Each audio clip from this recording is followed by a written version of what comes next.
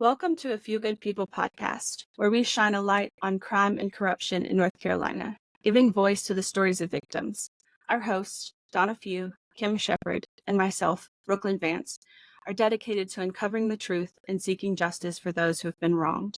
Donna and Kim bring a unique perspective to our podcast, as they have both experienced firsthand the injustices perpetuated by a corrupt justice system.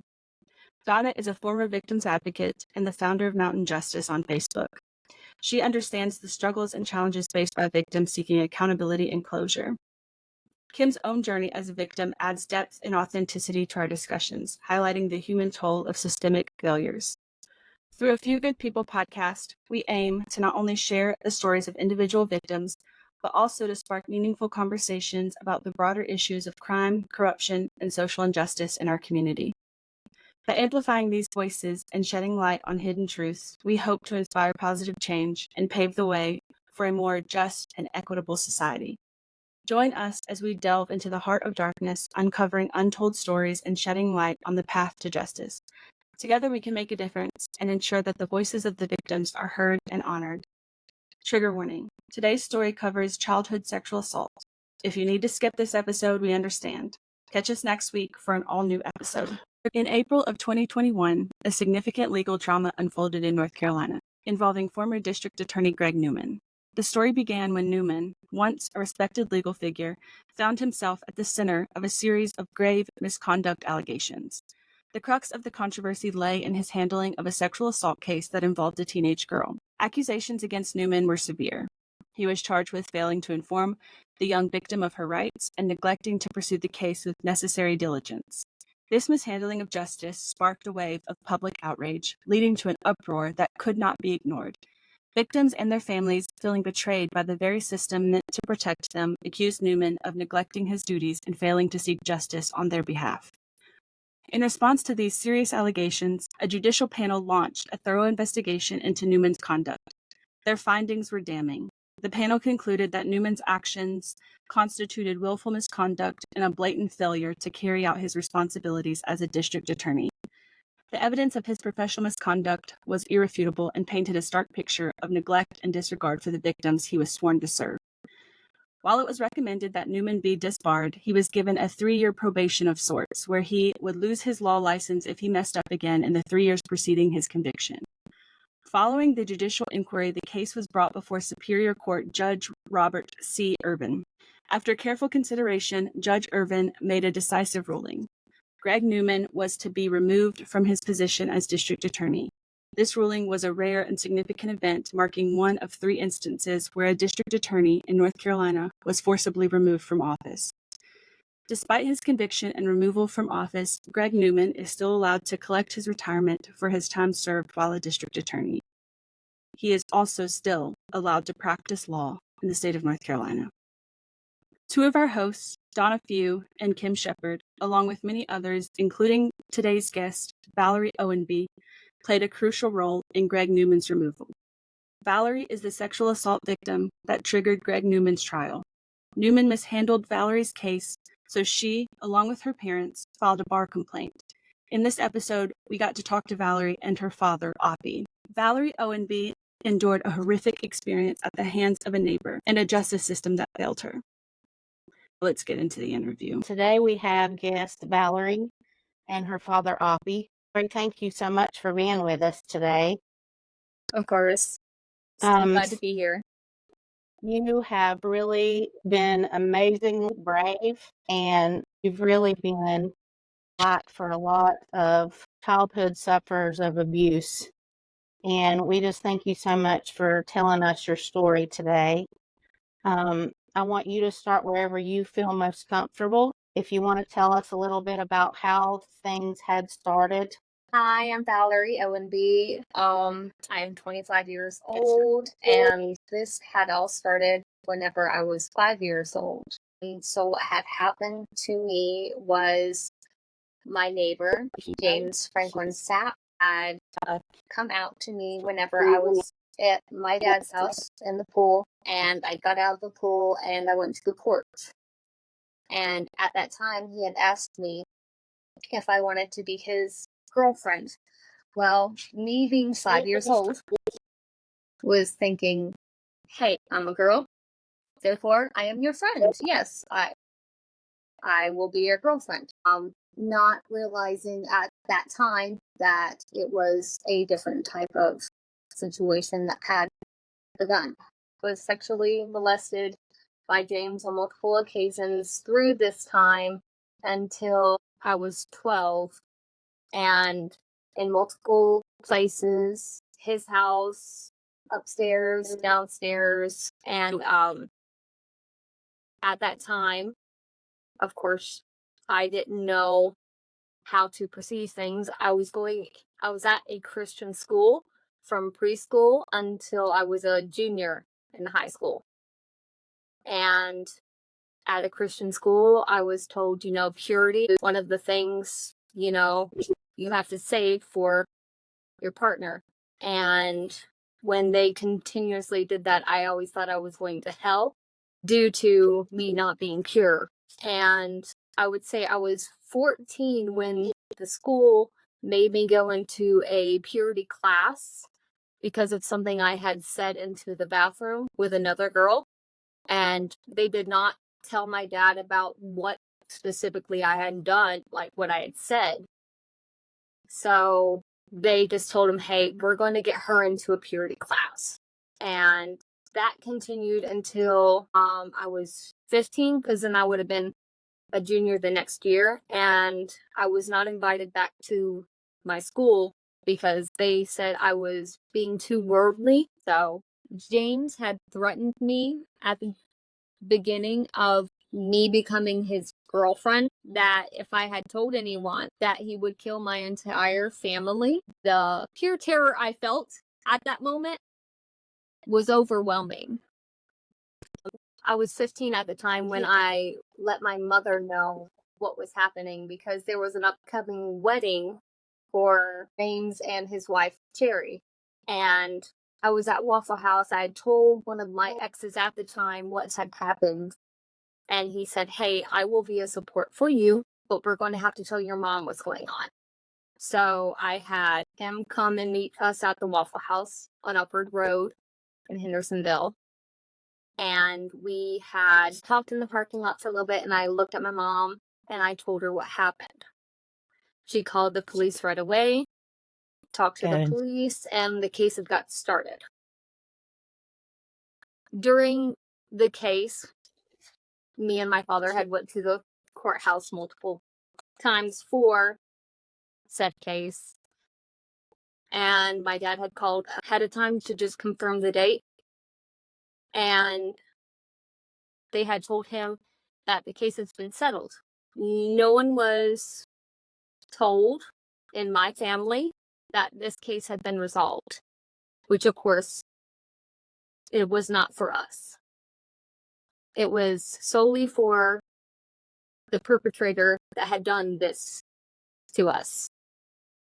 So y'all were in utter disbelief and shock, not even knowing what in the world was going on. Like, what are you talking about? We've been on standby. Were confused. My dad went to the courthouse and got the paper of the settlement that James had gotten, and we were absolutely fuming from what the report had said. So during that time, what exactly had they agreed upon, or what had they settled? So James and I forgot the lawyer. Was Chris Stepp his attorney? Chris Stepp. Yes, it was. So Chris Stepp and Greg Newman had talked about a deal apparently the same day and had written up that deal and got Judge Athena Brooks to sign off on it in the span of one day, not letting anyone know. And even Judge Brooks had asked Blake, come out and asked Greg Newman, is the victim aware of this? He lied and said, yes, she is. And so she went ahead and signed off on the order. He did, correct. Greg Newman had lied on the victim knowing anything about this deal. And after the fact, he had been charged with assault on a female when that is not at all what he had done. And at that time, I wasn't even over 18, so that made no sense to me at what he was charged with. nor all the charges of sexual abuse that had happened. That was not written in anything that was for him. So did you and your father show up then at the courthouse and go to talk to Newman? I know at one point in time you guys had went and spoke with him about what was going on. Yes, we had went in, and Greg Newman said the evidence was trash. What evidence that he had seen, when at the beginning of the prosecution, he told me that all this evidence is great. We're doing good. We're going to get this case. Mm-hmm. So that blew my mind, that whenever he said, this is trash. And I'm like, but you said at the beginning, we had good evidence on him. Why didn't you do a thorough job Exactly. to getting the evidence that was needed? Because James had refused to do a search, and my detective had to get a few of her police officers to mostly get him at a restaurant, because he refused to go in for it. And they got him at a restaurant, and then she took pictures of him from there. And then, of course, he refused to do a lie detector test, which, of course, that is not legally binding, but still. And wasn't there something at some point in time mention of pictures that Greg Newman said that he wanted you to identify in a picture? Yes, he showed me the pictures they had taken from James Sapp. Of his genitals. Of his genitals, yes, that is correct. Wow. So technically, that of itself is, because I was in the room alone with him, because he asked my mom to stay outside. So I looked at these pictures of James Sapp's genitals alone with Greg Newman. It's not. I just thought about that, though. No, it's not. No. But, yeah. So from there, did your dad or your mom, what was their next course of action? Did they decide then that y'all needed to reach out to the state bar, or kind of walk us through the next steps that you guys took?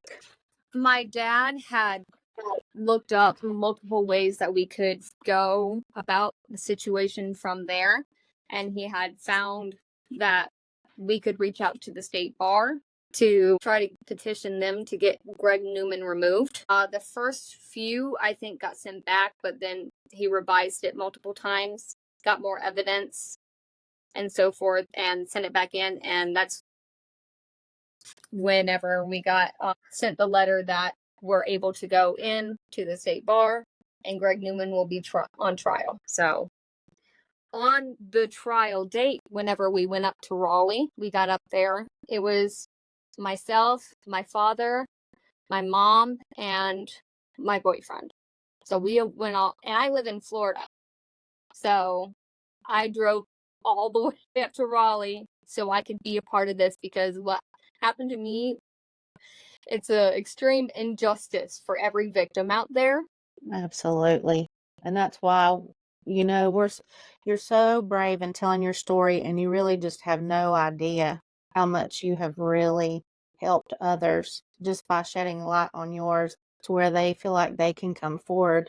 And even through all that you've been through, even though that, we didn't get the outcome that should have happened with Newman being disbarred, everything that you went through after the hearing, all the way to getting Newman out of office. And I hope that you realize that, none of that really would have been possible without you. I just want to add, I think this is a good lesson for parents to believe your children and trust your children when they tell you something is happening to them. Because honestly, I feel like people don't want to believe their kids, especially when it's someone that they know. And so they want to think that their kids are making something up. And it is so hard for women and children to come forward, that if your child is actually coming to you and telling you that something is happening. And so I'm just so thankful that your parents believed you and Yes. actually pursued charges, and didn't just blow you off as oh, you're just making stuff up as a child, because I feel like that happens. And then these people never see justice, and it's because their parents didn't believe them. So I'm really glad, and I just want to put that message out there. So during the court stay up in Raleigh. He was put on probation, which I thought was just a slap on the wrist compared to everything that he had done throughout my case and millions of others. And so after we had went back home, discussed everything, and not until whenever everyone started to do the other case for the state is whenever I got involved again, because at this time I was already emotionally drained and everything continuing for what had happened. Were you supported in any way by anybody within the legal system?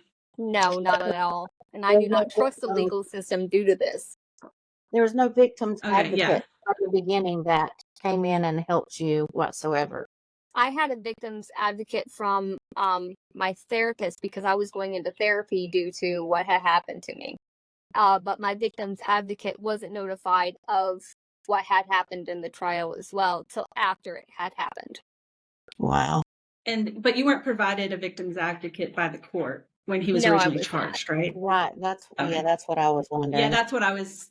And see, that's just Yeah. like, not only did like it's just like the entire system failed. Like not just like one person or one attorney, it was the entire system that failed. Yes, I agree. 100%. Valerie, did you trust the detective and feel like she did an appropriate job? I did.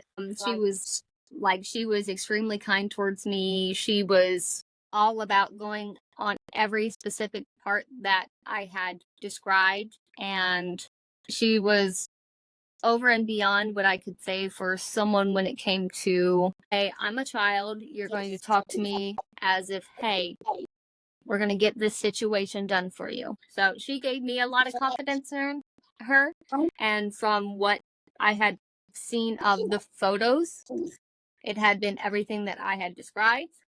Therefore, I thought everything was going extremely smoothly. Anybody know where James Sapp is? Is he still He currently lives next to her residing? Still my dad. neighbor. I'm not gonna lie, anytime I go up to North Carolina, I avoid going up to my dad's house due to that. Because I'm afraid I'm gonna get shot at driving by. Right. And no one wants to have to relive that Terrifying. trauma. No, not at all. How are you doing now, Valerie? That's a tough one right there. Yeah. Yeah, I understand. So I have 2 kids of my own now, 2 boys, big as ever. And I try not to think about what has happened to me. But of course, there are reoccurring moments, and I fear for my children constantly. Because if anything were to happen, God forbid, then they wouldn't be able to seek justice if that happened to them. In fear that What the court same thing system? would happen to them that had happened to you. That is correct. Hi, Oppie. Thank you so much for joining us. You have been such a strong advocate for your daughter in bringing justice that they have just absolutely failed you guys. And I'm so sorry for what you guys have been through. Can you just kind of walk us through how you felt, what was going on with you and in your mind from the beginning when you heard about what James Sapp was doing to Valerie? Well, whenever I first learned what had happened with Valerie was Mr. James Franklin Sapp's wife called me up and told me that my ex-wife and my daughters filed charges against her husband and wanted to know what I was going to do about it. Well, whenever she did that, that was the first I'd learned of it.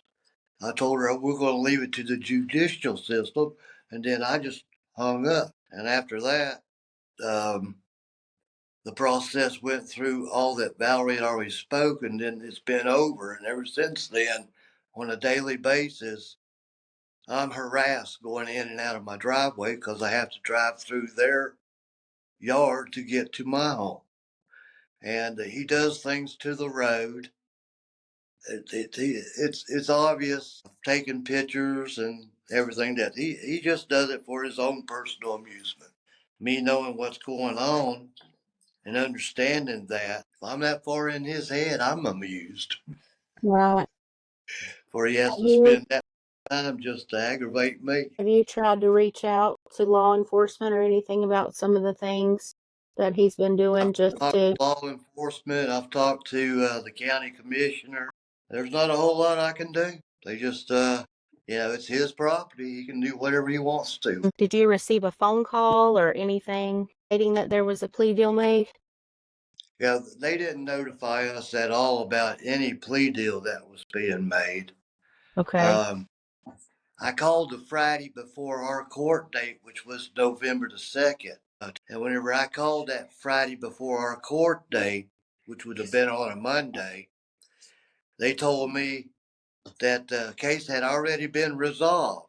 And I say, excuse me, you must be mistaken. Our court date is Monday. It can't be resolved. They said, sir, it's been resolved. And so I knew then there was no more else to discuss with the courthouse. So I discontinued that and then started finding out what else I could do. Went by the courthouse, gathered up all the information that you can collect at the courthouse of all the proceedings that had happened. And then I took it home, studied it, and then I started writing a letter, and I wrote a letter. Well, no, actually, before that, I'd called Greg Newman and finally got up with him, and asked him why did the case turn out like it did? Why did he do what he done? And he said that it was the detective's fault, that she'd done a sorry job. Wow. And so whenever I looked into that, I couldn't really see where the detective done a bad job. Looked like maybe she done a ace job on this job. So I went and talked to her about it. I let her read my letter, which was similar to the victim's my impact statement to the state bar. And she said, could I make a copy of this and give the judge Athena Brooks? This was before I sent the letter to the state bar. So I don't know if the detective gave her the letter or not, because she went to make the copy and then she gave me my copy back, and we pretty much ended our conversation and I went on my way. But then I went ahead and refined my letter the best I could and sent it to the state bar, and then the state bar found it necessary to look into it. And after they looked into it, they found at least 9 charges that he had lied to them, what he had done to the court. So Valerie's case was irrelevant to this court. It was more what he did to the court is what offended them, not what happened to Valerie. Right. Which literally blew my mind. What a disgusting shame, So again, even when we did the trial, they kept on saying at the North Carolina State Bar, they kept on saying that this is not to affect the ruling of Greg Newman's ruling. It has to do with what Greg done to the state. So it was like the victim wasn't even. We're just the ones that helps them do their financial statements of the year. They got a budget they got to live on. Yeah, that's what it looks like to me. The system is a game to get people's money. So, and they found him guilty of what? Do you remember the charges? I specifically don't remember all the charges, but I know it was lying to the courts and a few others. Which And see, that's supposed to be one of those like fatal sins. Like attorneys can keep their law license and still do a lot of stuff, but it's like the one thing they aren't supposed to do is like steal money from their clients and lie. Yeah, exactly. Like it was lie to a judge and a few other things. And I'm just over here like, how did he not get barred right there? Mm-hmm. So, Well, him having a jury of his peers, which helps a lot. speaks volume, Go ahead.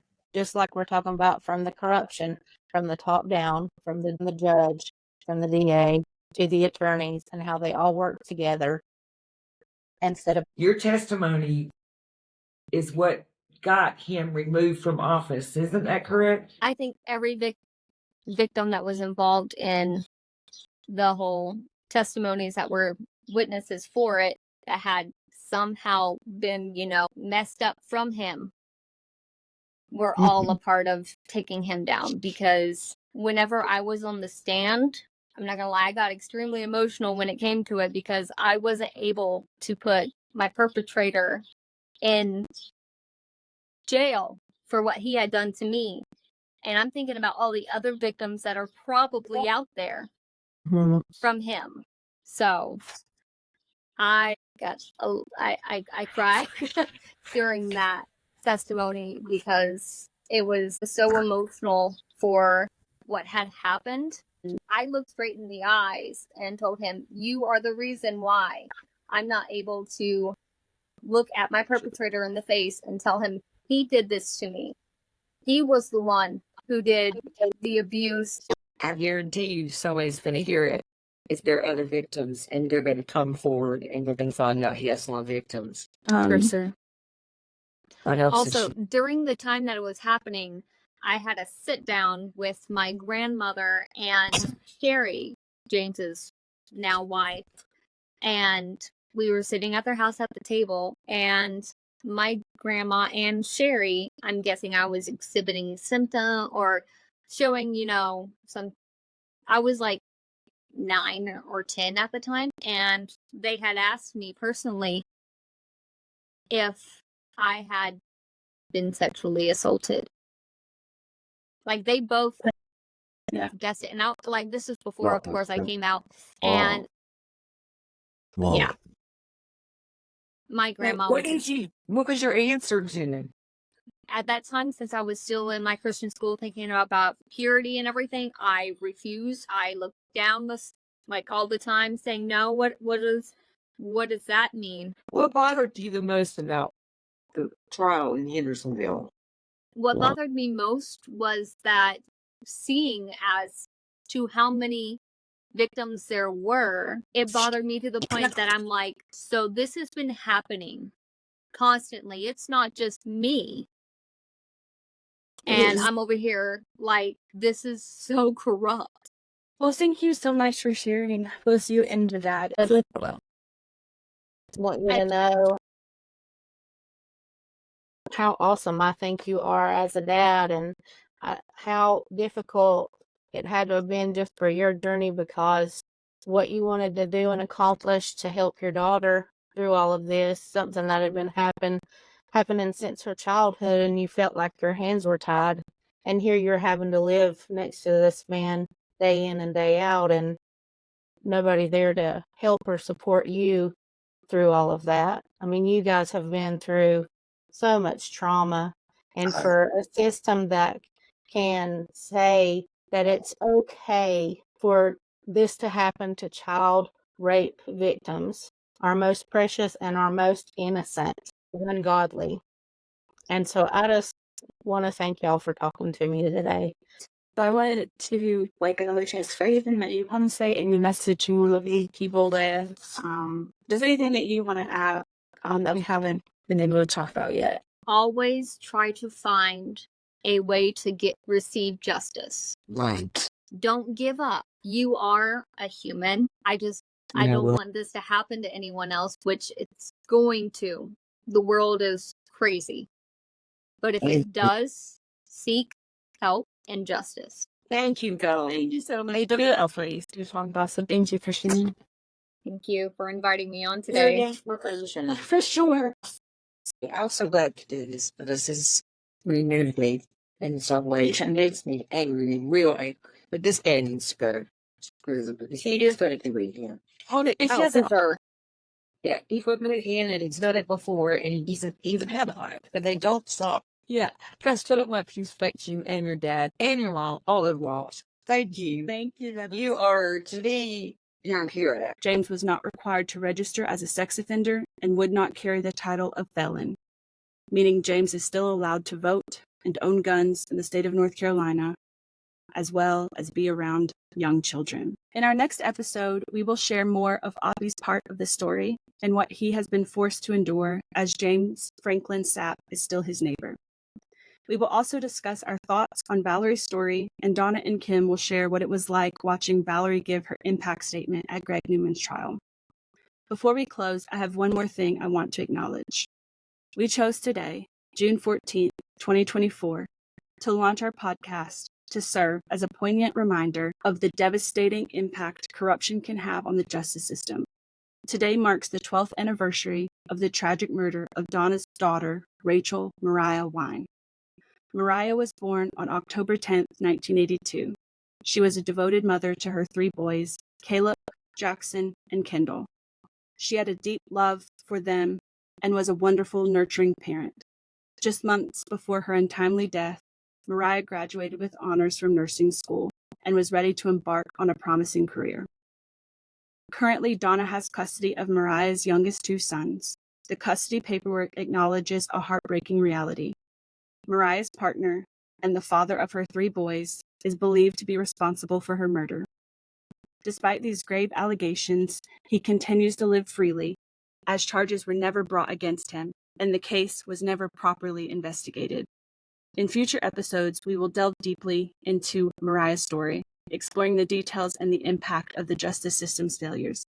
Today, we honor Mariah's memory and shed light on the consequences of corruption within our legal institutions. If you or someone you know has had a case mishandled by Greg Newman, please email us at afewgoodpeoplepod@gmail.com.